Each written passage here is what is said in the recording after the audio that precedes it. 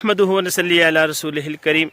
سوچیں اس لمحے کو جب نجات صرف چند خوش نصیب لوگوں کو ملے گی۔ ہر انسان پسینے میں ڈوبا ہوگا، مگر کچھ خوش نصیب ایسے ہوں گے جو قیامت والے دن اللہ کے عرش کے سائے میں ہوں گے۔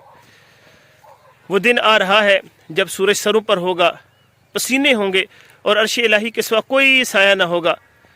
اسی دن اللہ تعالیٰ 7 قسم کے خوش نصیبوں کو اپنے عرش کا سایہ عطا فرمائیں گے۔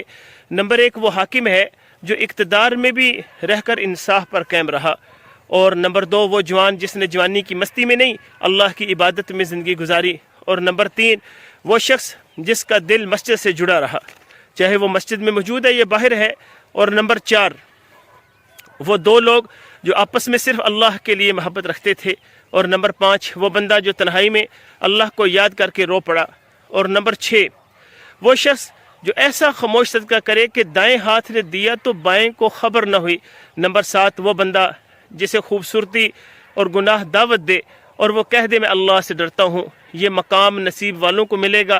اور آخر میں اللہ تعالیٰ سے دعا ہے کہ اے اللہ ہمیں بھی یہ 7 صفات عطا فرما۔ السلام علیکم۔